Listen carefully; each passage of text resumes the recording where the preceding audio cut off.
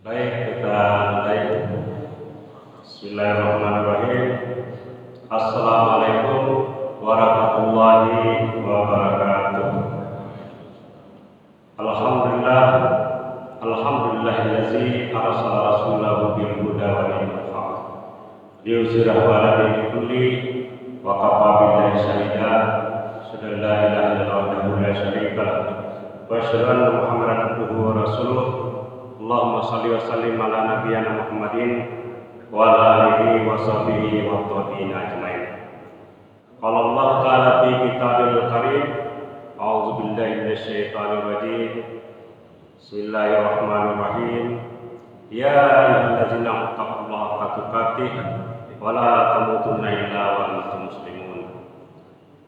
Raditu billahi rabba wa bil islami dinan wa bi Muhammadin nabiyyan wa rasulah. Para jamaah sekalian yang kami hormati, yang kami muliakan, dan insyaallah dimuliakan oleh Allah Subhanahu wa taala. Di subuh yang sejuk ini, alhamdulillah kita sudah berada di tarikh yang ke-17 Zulkaidah 1445 Hijriah, tepatan dengan 25 Mei 2024. Kita semuanya sudah berada di sini telah melaksanakan ibadah salat subuh secara berjamaah, dan ini adalah anugerah terbesar yang kita dapatkan ketika sebagian dari kaum muslimin mungkin tidak sempat menghadiri salat berjamaah dengan berbagai macam hambatan, mungkin godaan dan seterusnya, sehingga momen-momen terpenting di dalam kehidupan umat manusia yang berkaitan dengan waktu, di waktu fajar, waktu subuh ini sangat berharga yang mereka lalaikan. Alhamdulillah kita berada di sini, dan kita doakan saudara-saudara kita yang belum hadir melaksanakan salat subuh, baik di tempat ini maupun di tempat lain, untuk insyaallah ke depan akan tetap istiqamah untuk hadir melaksanakan salat subuh secara berjamaah. Karena seandainya manusia itu mengetahui betapa pentingnya salat berjamaah, khususnya di waktu salat isya dan salat subuh, maka mereka akan hadir datang ke masjid, sekalipun mereka datang dengan keadaan merangkak atau merayap. Ini menunjukkan bahwa betapa pentingnya salat subuh dan salat isya secara berjamaah. Saya juga mengajak para jemaah sekalian untuk haturkan selawat dan salam kepada Nabi akhir zaman, penutup para nabi, khatamal anbiya'i wal mursalin, para nabi dan rasul, yaitu Nabi kita Muhammad SAW. Sungguh beruntung pula kita bisa menjadi pengikutnya Nabi Muhammad SAW, Nabi terakhir, tetapi nanti di akhirat, apabila nanti dihantar ke surganya Allah, kita akan menjadi umat yang terdepan apabila kita termasuk orang-orang yang aflah, jadi orang-orang yang beruntung, ya, insyaallah. Para jamaah sekalian, melanjutkan materi kita kajian subuh Sabtu yang saya selama Ramadan sudah membahas berkaitan dengan 4 relasi dari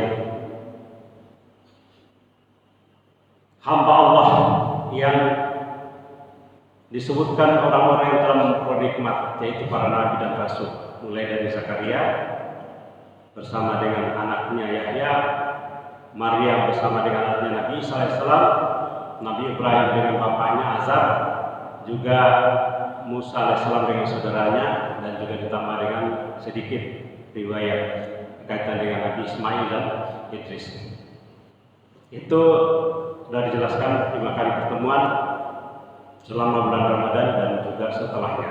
Saya ingin mengembalikan kajian ini kembali ke porsi semula yang berseri, yang mana pada hari ini apabila dihitung seri yang ke-261. Saya mudik bulan lalu, dan ada juga jamaah itu kajiannya di masjid itu masjidnya besar atau kecil gitu ya. Kiranya mungkin ramai sekali gitu ya. Karena ini sifatnya online. Jadi tapi alhamdulillah bisa konsisten berjalan karena kita di sini hadir di masjid dan ada juga mengikuti secara online dan juga ada yang mengikuti nanti apabila sudah ditransfer ke platform YouTube dan mahasiswa kolega-kolega dari keluarga dari Sumatera sini, Kalimantan sampai ke Malaysia sampai ke Papua dan Jawa juga mengikutinya. Jadi kita bersyukur bisa bersilaturahmi dan insya Allah seperti janji Allah apabila nanti manusia dikumpulkan di akhirat dia akan berjumpa dengan orang-orang yang pernah berjumpa waktu di dunia sekalipun hanya sekejap karena niatnya karena Allah. Dan itulah saya selalu ingatkan manusia dan jemaah kita yang berdatang di sini kalau pergi saya aja salaman kenalan dulu. Saya ingatkan Pak nanti kalau di akhirat walaupun kita ketemu sebentar di dunia di akhirat waktunya panjang nanti kita akan ketemu lagi makanya kita perlu salaman. Ya, jadi usahakan yang berpisah dengan orang sebelum salaman apabila berjumpa. Para jemaah sekalian, materinya masih lanjutan dari surah Maryam. Karena pada ayat ke 59 sampai 65 ini yang kita bahas pada hari ini ada kelanjutannya dari yang dibahas 2 pekan lalu. Minggu lalu saya ke Jakarta ada konferensi jadi tidak dilaksanakan dan memang biasanya tidak setiap subuh Sabtu, kadang-kadang libur sekali atau 2 kali. Yaitu membahas surah Maryam juga ayat yang 51 sampai 58. Di ayat 58 Allah menjelaskan bahwa demikian yang saya cerita tadi dari Nabi Zakaria dan yang lain-lainnya itu adalah orang-orang yang telah memperoleh nikmat dari Allah. Nah, selain dari itu para nabi, orang-orang siddiqin, orang-orang yang benar dan membenarkan ayat-ayat Allah, ajaran agama Islam, juga para mujahid, orang-orang yang soleh. Kita insya Allah termasuk orang-orang yang solehin dan juga orang-orang yang sedang berjihad. Karena orang yang mencari ilmu itu mau di kampus, mau di masjid, kalau niatnya karena Allah, semuanya adalah para mujahid. Nah, di dalam surah Maryam ini, surah yang 19, lanjutannya ayat ke-59 itu ada penjelasan tentang orang-orang yang hadir, yang hidup generasi sekarang ini. Yang saya sebutkan tadi ada sesuatu amalan yang mereka lalaikan. Sebelumnya itu kita lihat dulu sebagai pengantarnya di surah Al-Hijr, surah 15 ayat 24. A'udzubillahi minasyaitonirrajim. Wa laqad alimna mustaqdimina minkum wa laqad alimna mustakhirin. Ada 2 penggalan kalimat yang menarik di sini. Sungguh kami kata Allah benar-benar pakai harfun taukid. Ada wanya, ada partnya, juga ada wanya. Walaqad alimna, kami sungguh-sungguh mengetahui orang-orang yang terdahulu di antara kalian, dan kami juga mengetahui orang-orang yang kemudian atau orang-orang yang belakang sampai generasi akhir zaman. Inilah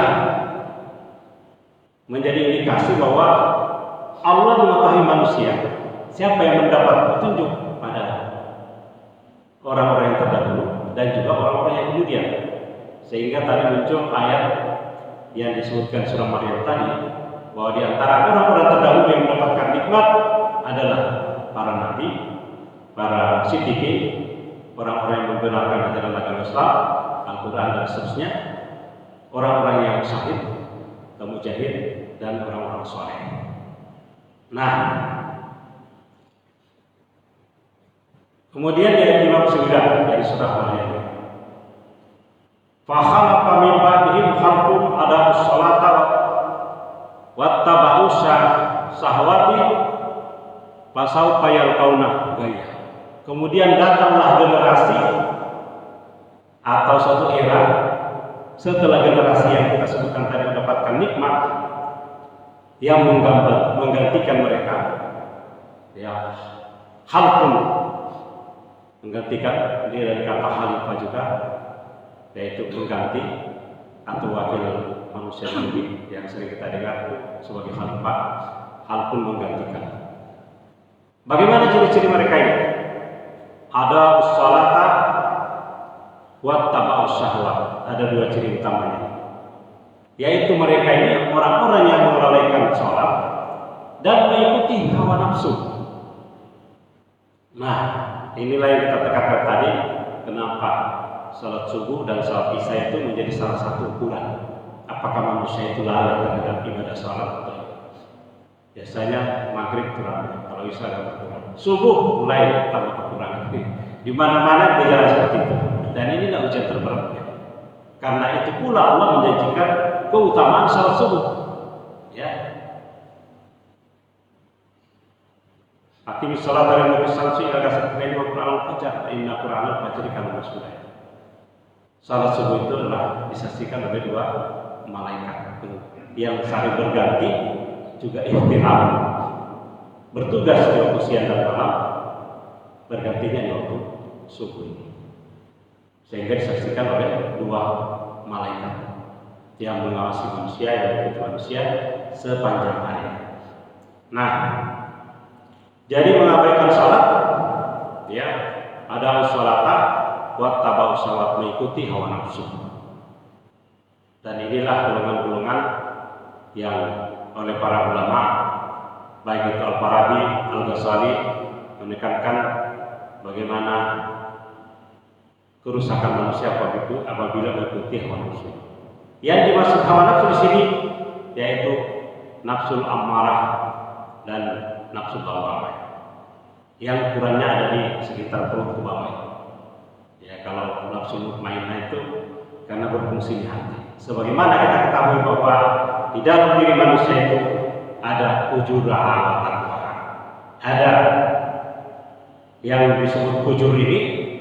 Disitulah nafsu yang amarah dan lawamah tadi bersemayam. Tapi di dalam kalbu manusia juga ada unsur takwa, yang mana unsur takwa inilah yang mendapat bisikan dari malaikat, nafsu mendapat bisikan dari setan. Tapi kalau nafsu manusia sudah sedemikian dasar rusaknya, setan tidak terlalu perlu bekerja keras.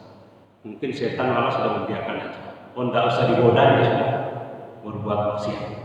Nah, ini adalah generasi yang sekarang ini satu kata sangat benar, dan inilah yang banyak manusia sekarang ini hanya mengikuti hawa nafsu, hasratnya untuk berpuasa, hasratnya, keinginannya untuk mengumpulkan harta dan kekayaan dan meninggalkan ibadah. Hari-harinya habis untuk mencari harta, tapi harta ini tidak dipakai untuk bersedekah, hanya untuk pamer di media sosial. Hanya untuk dikumpulkan, dihitung-hitung terus-menerus hatta yakin sampai datanya nanti hari kiamat atau mereka sendiri nanti meninggal. Nah, saya kira pegang kita pada dua kata kunci, yaitu ada orang manusia yang mengabaikan salat, dan inilah salat itu yang pertama kali disah. Kalau salatnya bagus, insya Allah semuanya lain akan bagus dan diterima.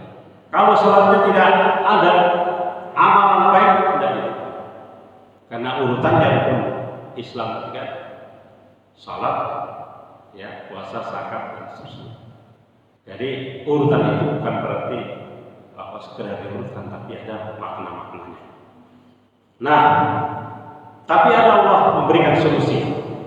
Apa solusinya ini? Ya, kalau ada orang yang sudah terlanjur mengabaikan sholat, hari-hari melaksanakan sholat, ya, atau bolong-bolong dan mengikuti hawa nafsunya, tidak mengikuti di dalam Al-Quran, hanya mengikuti hasrat-hasratnya. Ya, mungkin nafsunya yang berkaitan dengan tadi harta dan juga berkaitan dengan kebutuhan biologisnya. Allah memberi tawaran sebagai solusi. Illa man taba wa amana wa amila shalihan fa ulaika yadkhulunal jannah wa la yuzlamuna syai'an. Ada orang yang di pengecualian di sini. Apabila mereka itu bertobat, mantaba, mereka bertobat, sampai yang bertobat, wa amana wa amila sholih. Beriman dan beramal soleh. Inilah rumusnya kita di sini.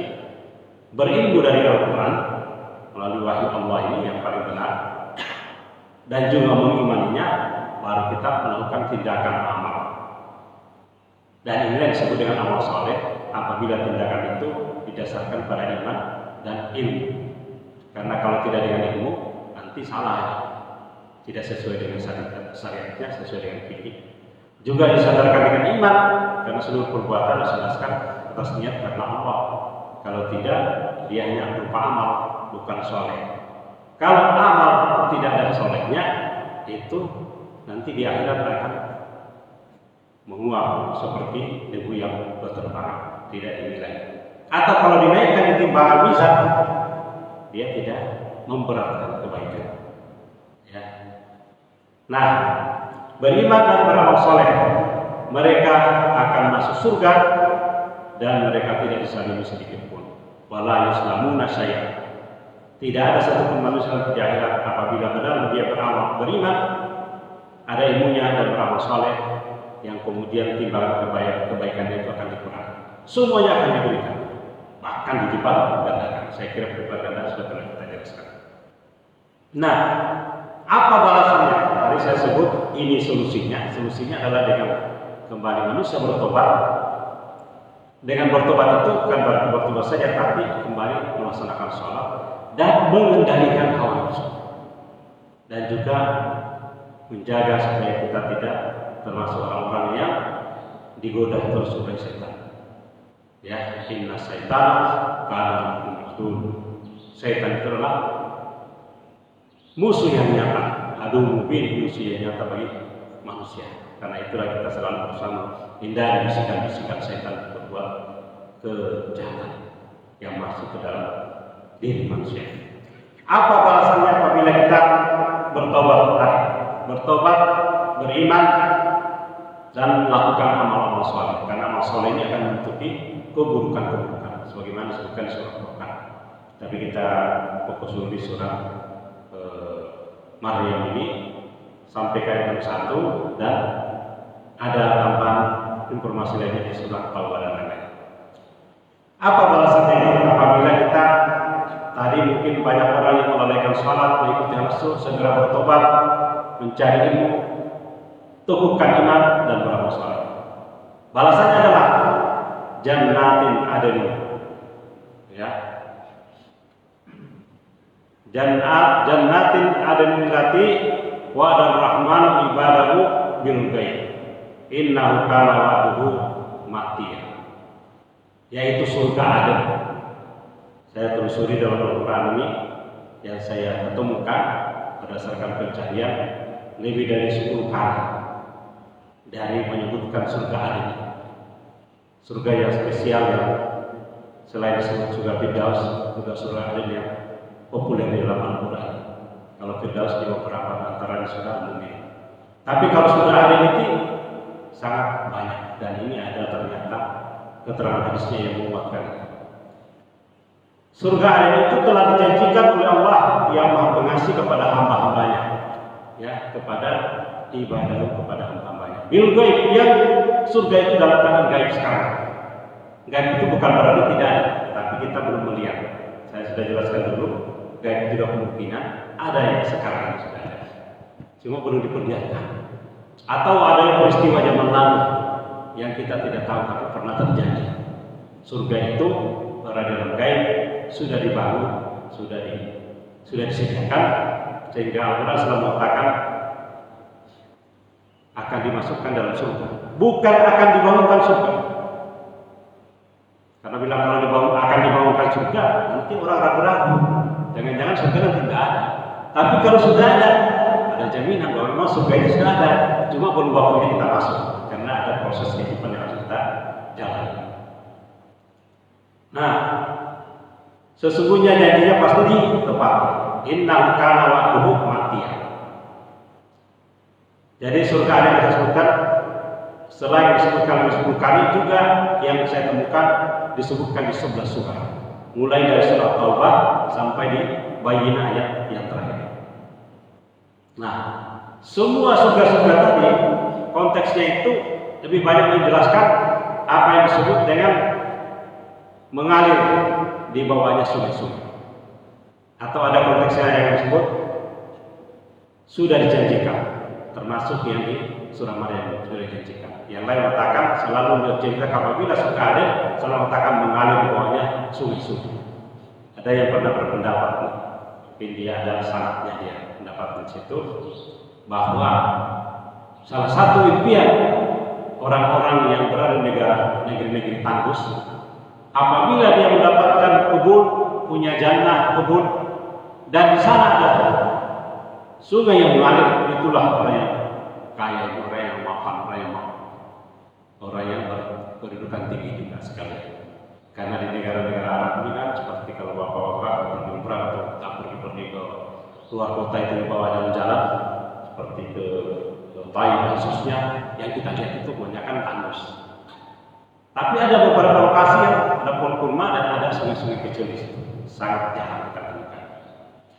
Nah, di surah Taubah ayat 72, Allah Subhanahu wa taala berfirman, Wa'adallahu al-mu'minina wal mu'minat jannatin tajri min tahtiha al-anhar khalidina fiha wa masakin thayyibatan fi jannatin adn. Yang disebut tadi ada jannatin adn. Wa ridwan minallahi akbar, zalika wal fawzul azim. Allah telah menjanjikan, ini dua tadi disebut yang saya sebut tadi, apabila menyebut surga ada kata dijanjikan dan ada juga sering mengatakan riwayat. Allah telah menjanjikan kepada orang mukmin, mu'minina wal mu'minat, orang mukmin dan mukminat. Ini yang rumusnya yang pernah kita sampaikan, bahwa Allah yang menjadikan dua jenis kelamin, laki-laki dan perempuan. Artinya orang yang merubah-rubah jenis kelaminnya tidak jelas lagi apa dia laki-laki atau perempuan, di akhirat maaf tidak tempatnya di surga ada. Ini yang jangan nanti ada orang pikir, wah apa ini yang memastikan orang ini. Saya tidak menuju orang. Allah punya kriteria. Dia adalah hanya orang mukmin laki-laki dan perempuan. Tidak ada yang disebut dengan LGBT. Di mana? Surga ini berarti tidak ada. Maaf. Lebih baik bertobat. Tadi kan mesti bertobat daripada nanti berdebat tentang nanti ada tuh gaya. Siapa yang tidak ada ini? Aku tidak sebut itu ya. Semuanya laki-laki dan perempuan. Ya. Jannatin tajri min tahtihal anhar. Jannahnya surganya tahtihal anhar. Ada sungai-sungai yang mengalir di bawahnya. Ya, tahtihal di bawahnya al-anhar itu adalah sungai-sungai. Khalidina fiha, mereka kekal di dalamnya. Inilah yang saya sebut dulu itu kehidupan yang berkelanjutan itu ada di akhirat. Kalau ada orang di dunia ini selalu bicara pembangunan berkelanjutan, sustainable dan seterusnya, itu bahasa mereka, wacana mereka. Sepanjang bumi ini masih berputar beredar di matahari, tapi berkelanjutannya seperti akhirat. Ia disebut berkelanjutan. Inilah kata-kata Al-Quran, khalidina fiha wa masakin thayyibatan fi jannati adn. Ya, mereka kekal di dalamnya dan tempat-tempat yang baik di surga ada. Ya, wa ridwan minallah, dan mereka itu mendapat keridhaan yang besar dari Allah. Zalika wal fawzul azim, itulah kemenangan yang agung. Ini adalah kemenangan yang agung. Apapun perlombaan yang dilakukan manusia di dunia ini, mau itu bulu tangkis, Piala Thomas atau Uber atau Al-England di Inggris, atau Piala Dunia sepak bola, apalagi kalau Piala Asia, nanti saya dapat juara 4 jadi lagi, ya. Atau lomba lari, atau mungkin tanding di lapangan golf yang sangat mahal. Itu semua kecil, tidak ada artinya, hanya sesaat. Pada saat yang disebut dalam Al-Quran, zalika wal fawzul azim, itulah kemenangan yang agung. Inilah kemenangan yang terbesar. Ya, manusia apabila nanti menerima kitabnya dari kanan dan dia amal timbangan kebaikan yang lebih besar, dia akan diantar masuk oleh malaikat-malaikat. Ya, Di dalam surga itu yang kita belum ditampakkan merupakan salah satu ujian dari Allah tentang iman seorang muslim. Karena disebut tadi baik dan harus diiman. Nah, apa yang terjadi kalau dalam surga ini? Surah Maryam ini menyebutkan tadi ayat 62 ini. La yasma'una fiha lagwan illa salama. Walahum rizquhum fiha bukratan wa asya. Di dalamnya mereka tidak mendengar perkataan yang tidak berguna. Jadi tidak ada candaan-candaan yang tidak berguna kalau di surga ini. Semuanya kata-kata salam, ya. Pihak laguan illa salama, kecuali perkataan-perkataan salam, ucapan kebaikan dan kedamaian. Di dalamnya mereka mendapat rezeki di pagi dan petang. Mungkin ada hubungannya dengan rezeki atau zikir pagi dan petang. Ya, tapi pada dasarnya itu yang utama.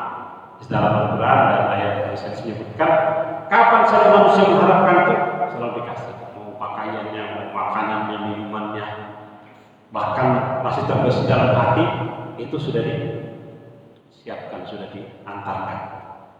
Jadi ini salah satu yang saya selalu berpikir begini.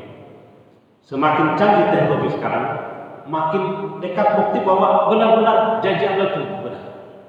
Dulu kita tidak pernah berpikir bahwa kita akan memesan makanan hanya dengan lewat HP kita, pesan gosen, mau pesan pempek, mau mie celor. Kalau pagi ini tidak celor kayaknya. Mau apa saja gitu ya, semuanya bisa diantarkan sekarang. Lewat jari-jari kita sudah bisa pesan makanan. Dulu kan kita harus datang ke warung, bahkan kita tunggu di sana. Bahkan dulu nggak ada warung-warung kan, masak sendiri gitu. Terus ada warung-warung, restoran-restoran kita datang ke sana pesan. Ada lagi siap saji, datang sana langsung bisa. Kalau sekarang kita datang ke rumah lagi. Nah, dalam Al-Quran mengatakan terbesit di dalam hati saja. Apa yang kita inginkan itu akan datang. Apa yang kamu inginkan, apa yang kamu hendaki. Tidak usah pesan sama bidadari atau ada malaikat penjaga. Dia yang akan mengiringi dia pelayan-pelayan kita. Atau yang disebut laki-laki atau perempuan-perempuan. Terbesit dalam hati sudah akan dibayar. Ya, la yasma'una fiha lagwan wala tasima. Ini juga disebut di surah Al-Waqiah ayat 25 dan 26. La yasma'una fiha lagwan wala tasima.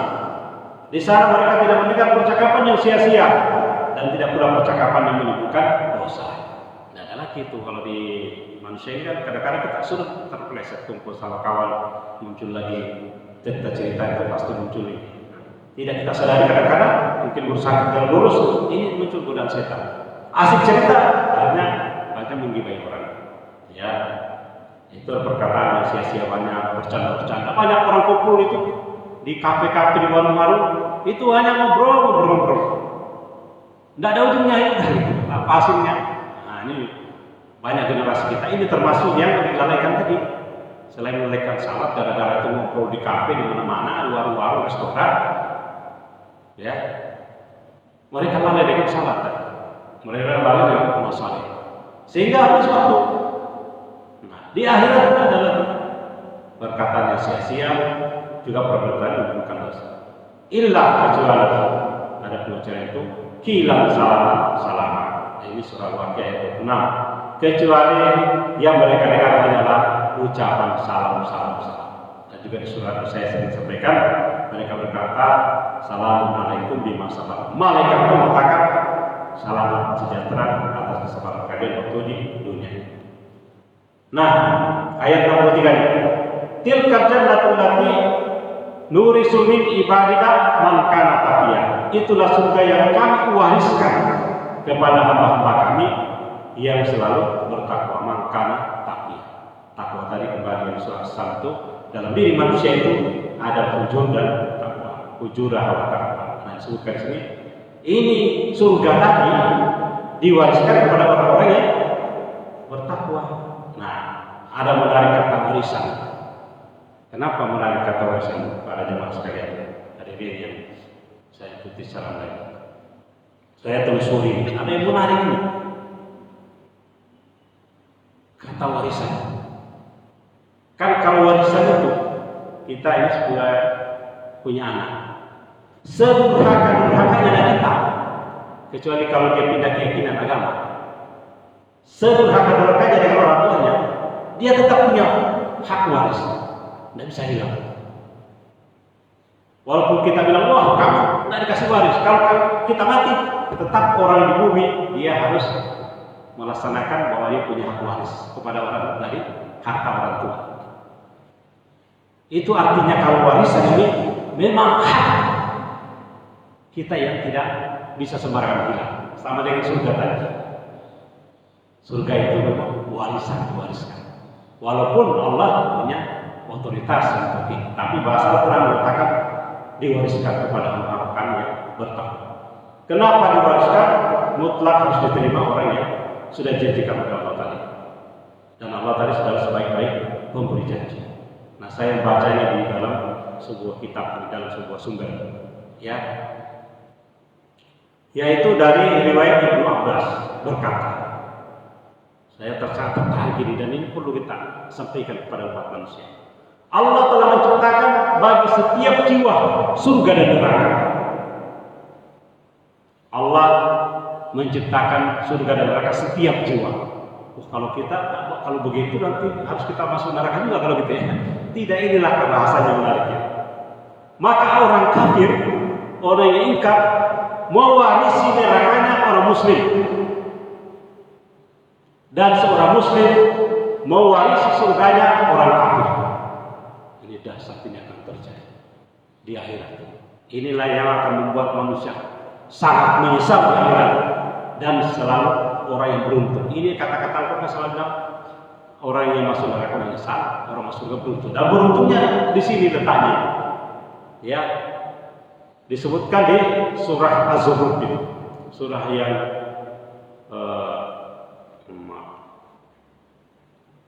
surah ke-43 ayat 72. Wa tilkal jannatul lati uristumuha bima kuntum ta'malun.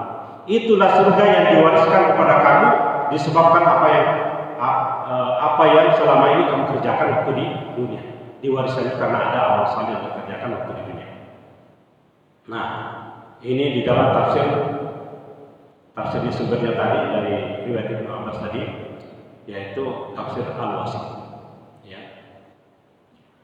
Maka pertanyaannya gini, seluruh manusia yang masuk surga juga ada tempatnya di neraka, tapi tempatnya itu diwarisi oleh orang-orang yang masuk neraka. Maka dia mendapat siksaan yang pedih berlipat-lipat lagi. Orang yang masuk surga mewarisi surganya juga orang yang masuk neraka. Makanya dia akan sangat menyesal karena melihat, nah ini kan ada interaksi yang orang, saya ilmunya sosiologi, belajar tentang interaksi manusia. Saya ajarin yang sosiologi berbasis pada wahyu Al-Quran untuk menyampaikan tentang adanya interaksi manusia. Penghuni neraka dengan penghuni surga. Di sinilah penghuni neraka sangat menyesal karena melihat fasilitas yang disiapkan, fasilitasnya berupa rumah, istana-istana, dan juga rumah pasangan hidup. Yang laki-laki disebut dengan pasangan laki-laki yang disebut dengan bidadari. Diwariskan kepada orang-orang yang beriman tadi. Menyesal sekali kepada penghuni neraka kalau begitu. Oh, dilihatnya ini mereka bersenang-senang dengan pasangan tadi dan menikmati istana-istana yang seharusnya bisa menjadi miliknya. Cara yang tadi kan sudah ada rumusnya tadi, bertobat dan beriman dan beramal soleh. Nah, saya mau tutup dengan satu riwayat ini. Kita ambil sampai baca ayat yang ketiga. Hadis riwayat Imran bin Husain bin Abu Hurairah. Ketika ditanya tentang surga Adem lagi yang tadi. Rasulullah menjawab bahwa istana tempat tinggi terbuat dari permata, terdiri atas, saya mengenalnya, ada gambarnya kalau besok-besok kita tampilkan di atas. Kalau disebut surga Adem itu adalah tempat-tempat atau kawasan-kawasan.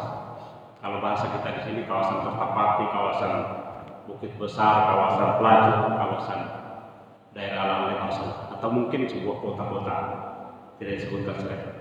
Di mana kawasan-kawasan tadi atau tempat-tempat tadi terdiri dari 70 rumah atau istana-istana yang berupa rumah-rumah. Dalam setiap rumah itu, dalam riwayat ini juga diriwayatkan oleh Abu Hurairah, terdiri dari setiap rumah itu ada 70 kamar. 70 kamar. Saya tidak tahu istana mana yang punya, mungkin yang di negara-negara Dubai saja atau di Eropa. Saya tidak tahu berapa kamar. Istana presiden kan macam-macam ya. Ada di Bogor, ada di Bali, ada di Jayapura juga kayak begitu ya. Selain yang di dalam mereka yang catatan tersebut. Setiap rumah itu ada 70 kamar. Dan setiap kamar itu ada 70 bilik-bilik kasur-kasur. Di sinilah yang bahasa yang memahami. Saya tidak enak menyebutkan, tapi ini disebutkan dalam Quran. Di sanalah pasangan-pasangan hidup. Bapak mungkin sudah paham kalau saya sebut. Yang disebut orang ini bidadari-bidadari. Berarti setiap bilik itu ada bidadarinya, ada 70. Ya, setiap kamarnya ada bilik, di kasur satu dan ada 70 di sana. Setiap bilik-bilik tadi ada bidadarinya, ada 70. Kemudian setiap rumah ada 70 meja makan. Dan setiap meja makan itu ada 70 hidangan. Dan setiap rumah tadi ada 70 pelayan. Wah, ini luar biasa ya. Kalau di rumah kita kan ada semuanya, ada yang bantu nih Pak. Ini kalau sudah diingat-ingat ini Pak, aduh mau fokus saja di urusan bulan ini, jangan macam-macam lagi ini. Kita fokus saja, luar biasa nih kenikmatan disiapkan Allah. Ibu-ibu jangan kecewa ya. Saya sambil bercanda ya, ngomong sama rumah ini. Kalau tidak hati-hati sama suami di dunia ini, di akhirat banyak saingan. Banyak saingan Pak. Kalau banyak saingan hati-hati ibu-ibu ya. Tapi jangan kecewa ibu-ibu ya. Ibu-ibu itu akan menjadi ratu. Kenapa jadi ratu? Para bidadari tidak pernah berjuang di dunia. Dia langsung dijadikan dia dalam keadaan dewasa. Semuanya sudah serba lux. Tidak perlu di skincare gitu ya, yang biaya bisa ratusan juta ini. Semuanya udah oke. Kelebihannya manusia karena dia pernah berjuang di dunia. Ibu-ibu kaum perempuan pernah berjuang di dunia bersama dengan suaminya atau melayani orang tuanya atau orang soleh. Dia pernah, makanya dia lebih tinggi, lebih utama derajatnya daripada bidadari. Jadi tidak usah dicemburu dengan bidadari itu ya. Karena seluruh manusia dunia, walaupun pernah musuh-musuhan dalam berbagai urusan, dalam rumah tangga, mungkin dalam urusan organisasi keagamaan, mungkin dalam urusan ekonomi, urusan politik, di akhirat dendam itu akan dicabut. Semua akan jadi kasih sayang. Para jamaah sekalian, saya kira itulah yang saya sampaikan. Mohon maaf atas segala kekurangan-kekurangan. Kita doakan semuanya yang ada di masjid ini, keluarga kita, yang ada di luar, yang di rumah, yang di mana-mana di rantau, semuanya bisa menjadi penghuni surganya Allah, surga yang dijanjikan. Insyaallah, amin ya rabbal alamin. Nanti kalau sudah selesai, juga ada hak konstruksinya yang belum lagi. Mari kita tutup dulu dengan doa kafaratul majelis. Subhanakallahumma wa bihamdika, asyhadu an la ilaha illa anta, astaghfiruka wa atubu ilaik. Assalamualaikum warahmatullahi wabarakatuh.